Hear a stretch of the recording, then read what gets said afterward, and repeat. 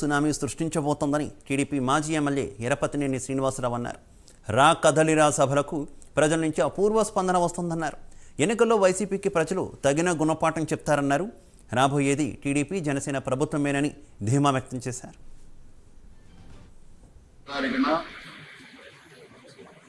దాచేపల్లి వేదికగా జరిగిన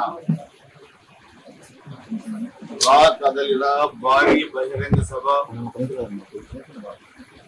గౌరవ తెలుగుదేశం పార్టీ జాతీయ అధ్యక్షులు మాజీ ముఖ్యమంత్రి నారా చంద్రబాబు నాయుడు గారి అధ్యక్షతన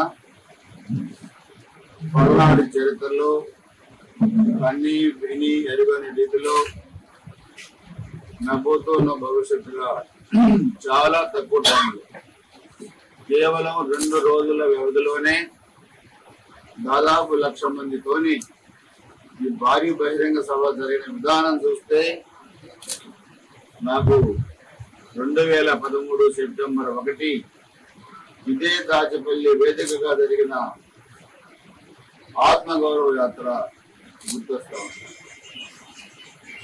ఆ రోజు రాష్ట్ర విభజన సమయంలో చంద్రబాబు నాయుడు గారు ఆంధ్రప్రదేశ్ పర్యటనకి రావాలంటే గురజాల నియోజకవర్గం ప్రజలు, తెలుగుదేశం పార్టీ కార్యకర్తలు పొందూల ఆంధ్ర తెలంగాణ బోర్డర్ పొందూరులో 1,00,000 మందితో స్వాగతం పలికి దాచేపల్లి పిడుగురాళ్ళ భారీ బహిరంగ సభ ద్వారా ఆ రోజు రాష్ట్రంలో కూడా చరిత్ర సృష్టించింది దాచేపల్లి.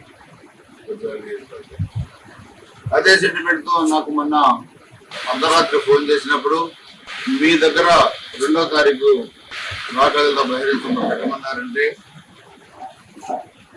నేను వెంటనే మేము పెడతాం, చంద్రబాబు నాయుడు గారు మీకు చెప్పమన్నారు, పెడదామని చెప్పి ఆ రోజు చెప్పి వెంటనే మన వాళ్ళకి పెట్టి